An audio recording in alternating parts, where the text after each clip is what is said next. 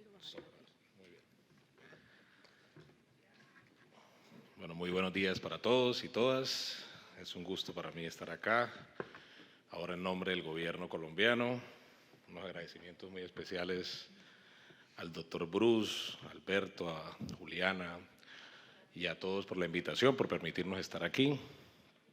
Eh, al doctor Luis González, que tuve hoy el honor de conocerlo, también un saludo muy especial.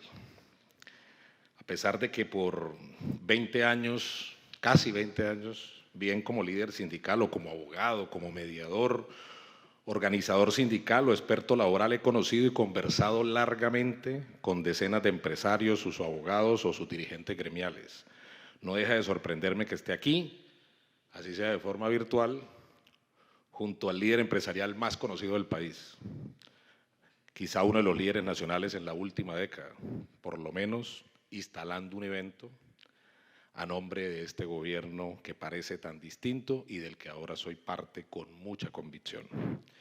Y como García Márquez, mejor imitándolo, yo hoy no vengo a decir un discurso como los de siempre, ni voy a referirme a los temas que son objeto de la convocatoria de este encuentro, sobre el cual va a profundizar mi compañera Carolina, que hoy también nos acompaña aquí, la directora de Riesgos Laborales, sino que vengo esta mañana a escenificar no tanto mis diferencias o las del gobierno con el doctor Bruce Van Master o con su gremio, sino a tratar de resolver con él y con ustedes unas preguntas que hace rato me vengo haciendo y quizá ustedes pueden ayudarme también a contestar.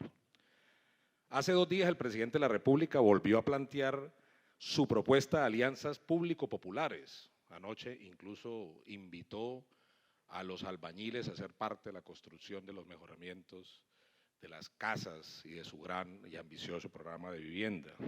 En particular, la de que sean las juntas de acción comunal o las asociaciones de madres y de padres o de los vecinos las que administrando recursos públicos suministren el programa de alimentación escolar.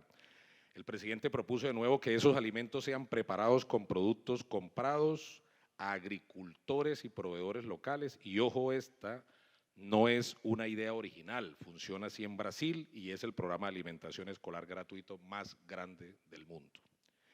A mí la idea me gusta mucho y me parece lógica, sobre todo si ayuda a resolver la desnutrición, fortalece y agrega valor a las cadenas de suministro local, o sobre todo elimina el tema escandaloso de que una proporción importante de esos recursos enriquecen a algunos a costa de hambre o intoxicaciones masivas de nuestra niñez, o esos dineros terminan financiando carreras de políticos y empresarios sin pudor.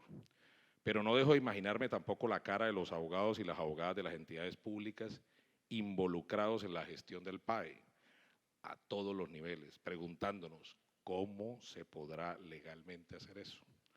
Se preguntarán, porque en el gobierno muchas veces cualquier solución se estrella con alguna norma. Es el enemigo interno al que se refería nuestro presidente también recientemente.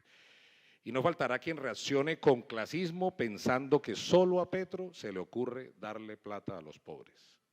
Uso esta propuesta solo como pretexto porque lo que me inquieta desde este rol que estoy jugando hoy en el Ministerio del Trabajo es cómo construir confianza en las relaciones laborales y cómo lograrlo además entre los diversos actores sociales en un mundo donde reina el miedo.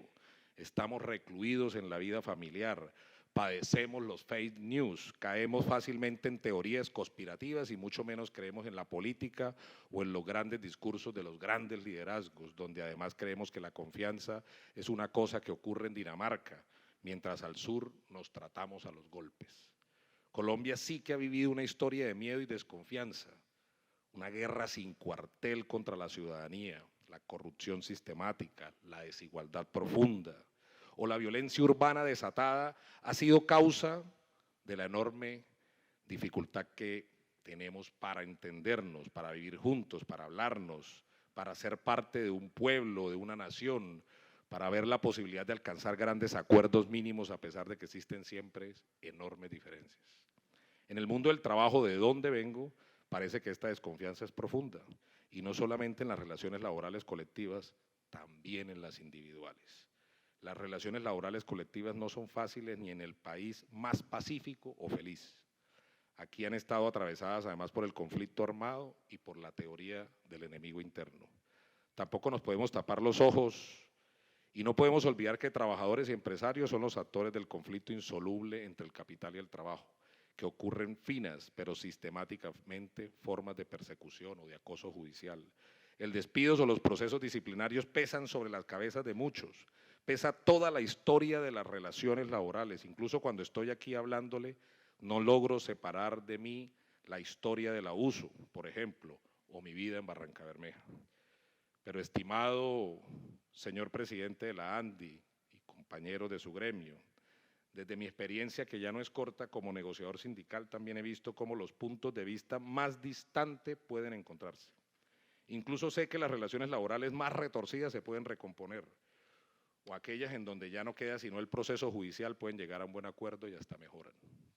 Por mi experiencia y formación, todos esos logros parten del reconocimiento de la legitimidad de las partes del conflicto, como lo sugiere intensamente la Organización Internacional del Trabajo. No solamente el reconocimiento legal del actor, sino que además logremos reconocer al otro no como enemigo, sino como contradictor, como persona.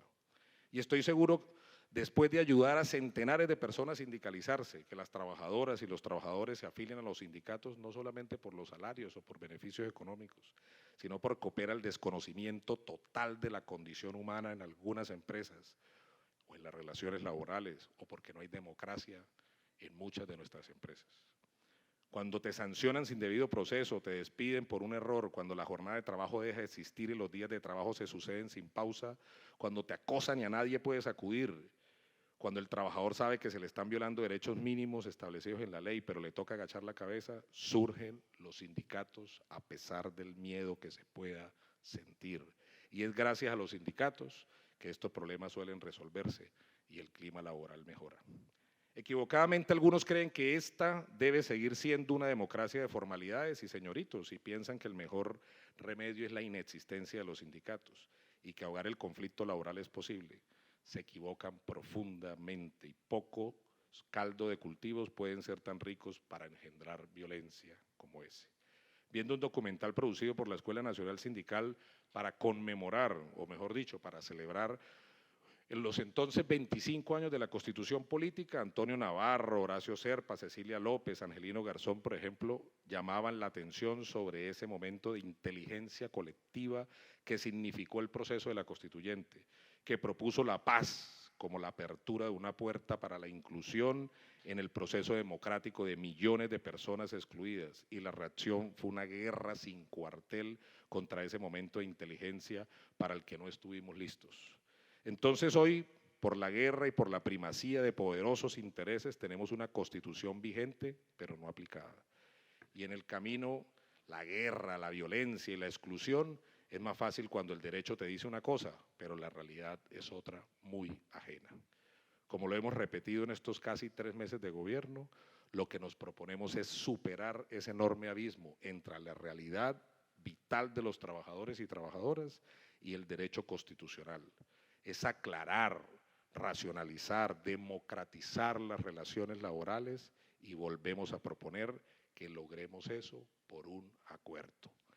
Si la paz parece hoy un consenso mayor, esa paz hay que hacerla realidad desde el mundo del trabajo. La paz total también atraviesa las relaciones laborales. Es el papel que debemos jugar. Eso implica libertades sindicales reales incluidas en la Constitución y en el Estatuto del Trabajo. Instituciones laborales eficaces que protejan y hagan sentir protegidos a los ciudadanos y ciudadanas cuyas 61% no creen en las instituciones, que se declaren derechos que cambien realidades y no sigan garantizando impunidad, normas ciertas para todos los actores del mundo del trabajo, mecanismos de solución de conflictos que desjudicialicen el mundo del trabajo, negociación por rama, primacía del derecho internacional, espacios frecuentes de diálogo social. Nuestra propuesta de reforma laboral incluirá esto y muchas cosas más, y queremos construirla con ustedes. Si partimos de reconocernos como actores legítimos en el mundo del trabajo, si tenemos una mesa equilibrada de diálogo social, mucho del camino ya habrá sido recorrido y millones se sentirán más libres y productivos. Queridos compañeros y compañeras de la ANDI, querido presidente Brut Master, abramos las puertas de los lugares de trabajo a que pase la Constitución y se quede. Muchísimas gracias.